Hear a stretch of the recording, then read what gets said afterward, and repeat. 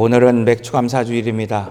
맥주감사주일은 우리 삶 가운데에서 하나님께서 주신 그 수확과 은혜의 시간을 돌아보면서 감사의 마음을 고백하는 아주 특별한 그러한 날입니다. 그러나 이 날은 단순히 과거에 있었던 것처럼 그냥 농사의 열매나 물질이 감사하는 데 그치는 것이 아니라 그보다 더 깊은 의미가 있습니다. 그것은 무엇인가 하면 바로 감사의 기도가 우리의 삶에 얼마나 큰 복을 가져다 주는지를 함께 생각해 보는 시간입니다. 오늘 본문을 보면 예수님께서 무리에게 떡과 물고기를 나누시기 전에 축사하시는 장면이 소개되고 있습니다. 여기서 축사하셨다고 하는 것은 단순히 그냥 기도했다라는 의미가 아니라 하나님께 간절히 기도하며 축복하는 기도입니다. 그리고 그 기도는 오늘 본문의 말씀처럼 놀라운 기적을 만들어낸 것을 보게 됩니다. 그것은 작은 떡 5개와 물고기 2마리가 수천 명을 먹이는 축복의 통로가 되었기 때문입니다.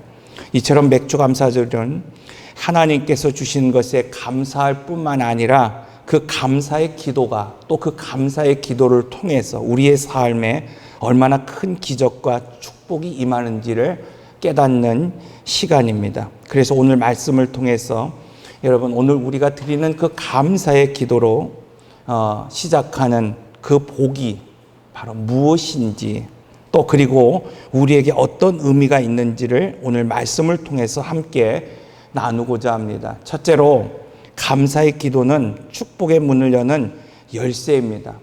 자, 본문에서 예수님께서 떡을 축사하셨는데 이 한마디의 기도로 하나님께서 일하실 문이 열렸고 기적의 역사가 시작되었다는 것을 오늘 우리에게 말씀하고 있습니다. 오늘 우리의 삶도 마찬가지입니다. 바쁘고 힘들 때 우리는 하나님께 기도할 또 감사할 여유를 가지지 못하거나 기도의 시간을 소홀히 여길 때가 종종 있습니다. 하지만 성경은 오늘 우리에게 분명하게 말씀하고 있습니다. 감사는 하나님과 우리를 연결하는 통로이요 하나님의 능력을 이끌어내는 열쇠입니다. 우리 한번 따라해 볼까요? 감사는 감사가 어디 날아가겠어요. 감사는 하나님과 우리를 연결하는 통로이다. 감사는 하나님의 능력을 이끌어내는 열쇠이다.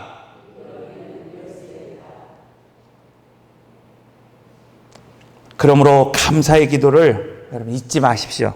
왜냐하면 그것이 축복의 문을 여는 첫걸음이기 때문입니다. 맥주 감사주일, 여러분 얼마 전 보냈던 오순절이나 칠칠절과 연관되어 있는데 그때 드린 말씀이 그것 아닙니까? 아직 여름 과일이 풍성하게 맺어지지 않을 때에 아직 무화과도 열려지지 않았고 감람나무의 열매가 맺어지지 않았고 아직 오늘 우리가 거둬야 할 풍성하고 맛있는 여름 과실이 맺어지지 않았을 때에 농부들이 포도나무 가지를 묶으면서 이제 그 포도나무가 오늘 우리에게 맺어질 것을 기대하고 소망하는 그 절기가 바로 오순절이요, 칠칠절이요, 또 이 맥주감사주일이라는 겁니다.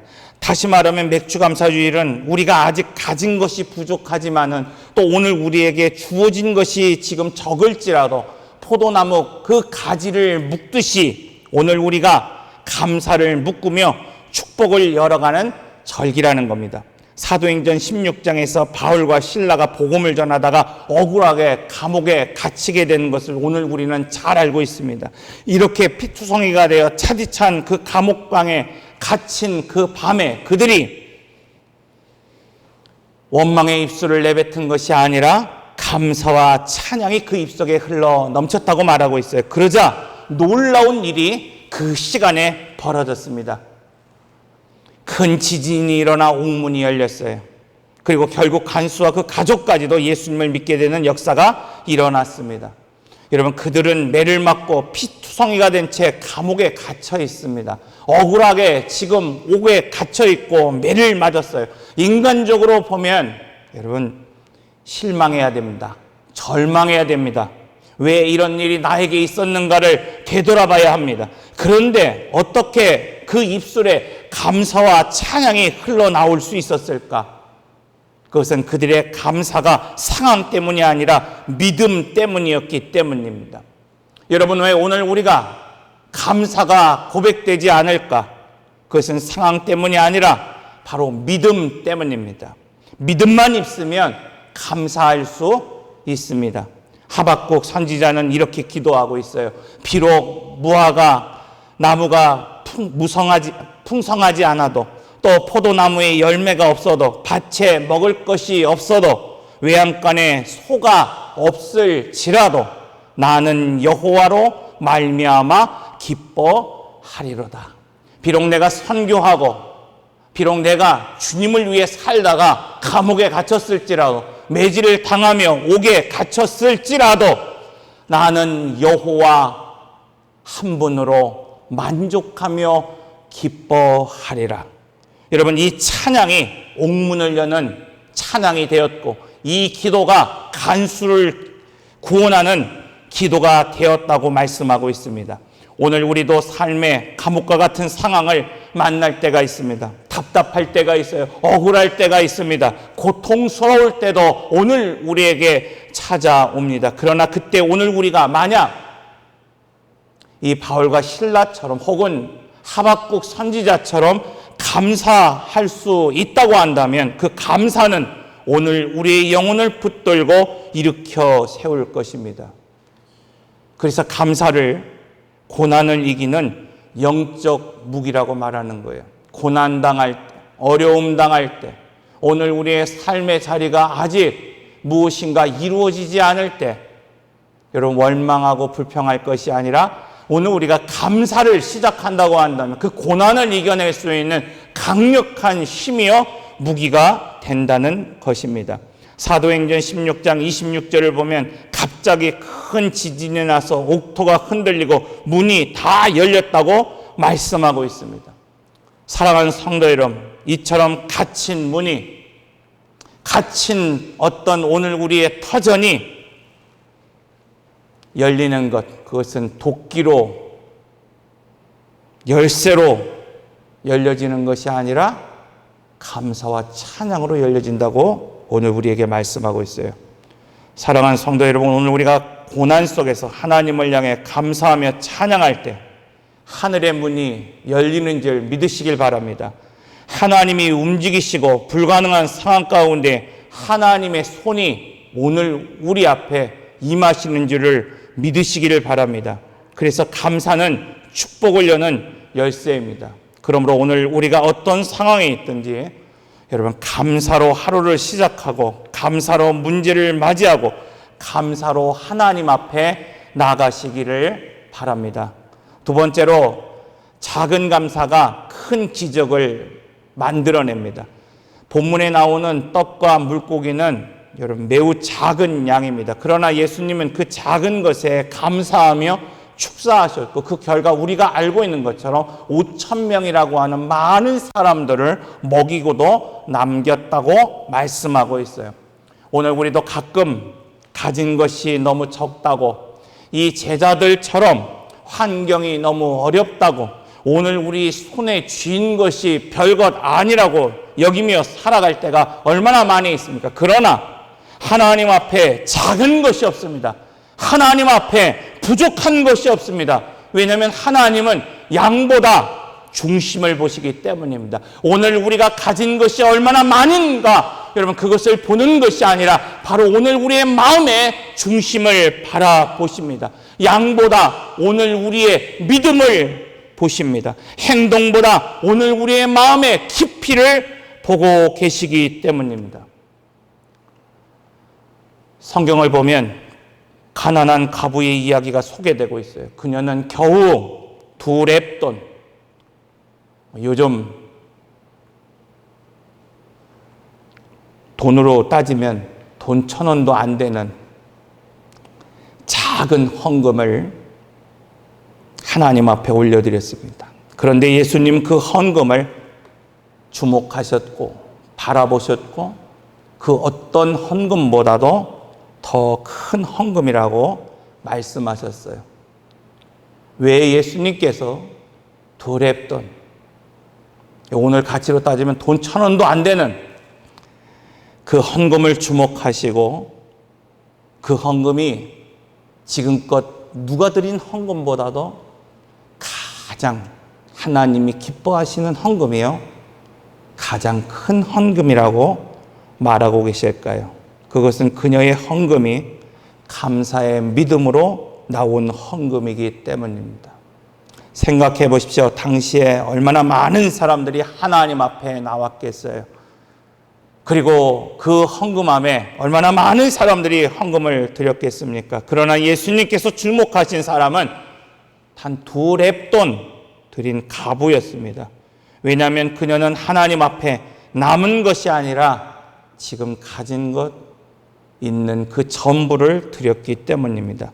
다시 말하면 그녀는 하나님께 모든 것을 맡겼고 하나님을 향한 깊은 감사를 드린 것입니다. 사랑하는 성도 여러분, 하나님은 우리의 액수를 보시는 분이 아니라 우리의 중심을 보십니다.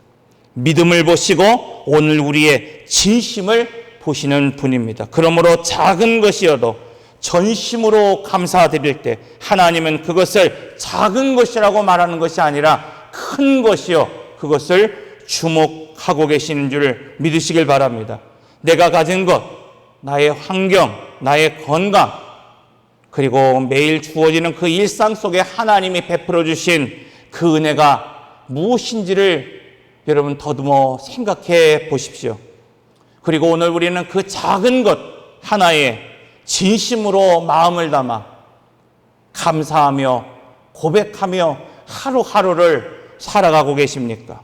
오늘 우리가 그 작은 감사라도 하나님이 오늘 우리에게 주신 은혜요, 하나님이 오늘 우리에게 주신 복이라는 것을 깨닫고 감사한다고 한다면 오늘 우리의 삶의 문을 여는 기적의 열쇠가 되고 통로가 된다는 사실을 믿으시길 바랍니다. 그러므로 가정에서, 교회에서, 또 오늘 우리가 일상을 살아가는 그 삶의 자리에서 감사의 씨앗을 지금 심으시기를 바랍니다. 그 작은 씨앗이 여러분 모이면, 그 작은 감사가 지금 모이면 하나님께서 여러분의 삶 가운데에 이처럼 놀라운 복으로 부어 주실 것입니다. 마지막으로 이 감사의 기도는 공동체의 시선을, 오늘 우리의 무리의 시선을, 오늘 이곳에 함께한 그 모든 사람의 시선을 하나님께로 모으게 합니다. 자, 본문에서 예수님은 축사하신 그 떡을 그냥 자신이 먹는 것으로 끝난 것이 아니에요. 그것을 제자들에게 주어 무리에게 나누게 하셨다고 말씀하고 있습니다. 이처럼 감사는 개인의 마음을 넘어서 공동체를 하나로 묶는 힘이라는 것을 알아야 합니다. 그리고 그 힘은 지금 어디를 향하고 있습니까? 하나님께로 향하고 있는 것을 볼 수 있습니다. 오늘 우리 교회 공동체도 마찬가지입니다. 오늘 우리가 속해 있는 각자의 위치에서, 각자의 자리에서, 각자의 신분에서 불평이 아니라 감사의 기도가 시작된다고 한다면 그 감사는 교회를 더욱 하나로 묶게 되고 가정을 더욱 하나로 묶게 되며 오늘 우리의 마음이 하나님께로 향하게 합니다. 느헤미야 12장을 보면 감사가 개인에게 머물러 있지 않고 공동체로 확장될 때 그 힘이, 그 위력이 무엇인지를 오늘 우리에게 보여주고 있습니다.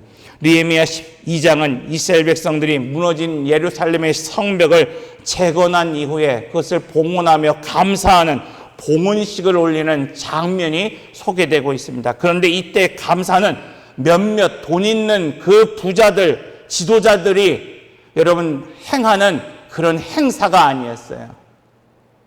제사장을 비롯해 레위인 그리고 남녀노소 온 백성이 참여하는 감사의 예배였다고 말씀하고 있습니다. 그리고 백성들이 성벽 위에서 찬양대를 나누어 행진하며 찬양하며 봉헌할 때 그들의 시선은 성벽이 아니라 자기들이 쌓아 올린 그 수고가 아니라 이 모든 일을 가능케 하신 하나님께로 향하고 있다고 말씀하고 있습니다.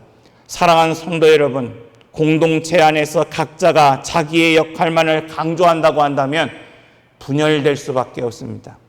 그러나 그 감사의 기도가 오늘 우리가 시작된다고 한다면 오늘 그 시선을 하나님 앞에 모이게 합니다. 우리가 잘해서가 아니라 하나님이 도우셔서 여기까지 왔습니다. 79년이라고 하는 이 세월 동안 이 교회가 든든하게 세워진 것, 오늘 우리의 힘, 내가 아니라 하나님이 하셨습니다. 지나온 반년의 세월 동안 어려움도 있었지만 오늘 우리가 이렇게 든든하게 서 있을 수 있었던 그것은 내가 아니라 바로 하나님이 하셨습니다. 이 고백이 공동체를 겸손과 은혜의 분위기로 이끌어 가기 때문입니다. 그러므로 오늘 우리의 감사는 우리의 모든 자랑을 내려놓고 오직 하나님께 영광을 돌리는 자리가 되어야 됩니다.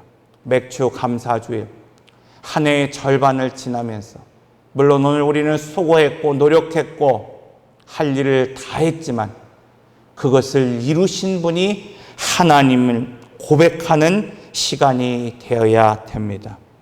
왜냐하면 그것이 바로 우리 공동체를, 가정의 공동체를, 또 신앙의 공동체를 하나 되게 하는 출발점이기 때문입니다. 말씀을 마무리합니다. 오늘 말씀을 통해서 감사의 기도가 어떻게 이 무너진 공동체를 회복시키고 또 기쁨이 넘치는 축복의 공동체로 바꾸어 가는지를 보았습니다. 감사는 공동체를 하나로 묶는 힘입니다. 흩어진 백성들이 하나님을 바라볼 수 있도록 그 시선을 모이게 하고 서로를 세우게 하고 서로 함께 기뻐하며 은혜를 나눈 문을 열게 합니다. 오늘 이 맥주 감사 주일, 오늘 우리가 함께 예배하며 또 함께 공동의 식탁을 나눌 때에 서로를 세우며 또 기쁨과 은혜를 나누는 그 문이 열리기를 바랍니다. 오늘 우리가 가정에서 또 교회에서 섬기는 모든 자리에서 이처럼 감사의 기도가 또 감사의 찬양이 회복된다고 한다면 하나님께서 오늘 우리 공동체의 기쁨과 회복과 은혜의 역사를 이루실 줄 믿습니다. 기도하겠습니다.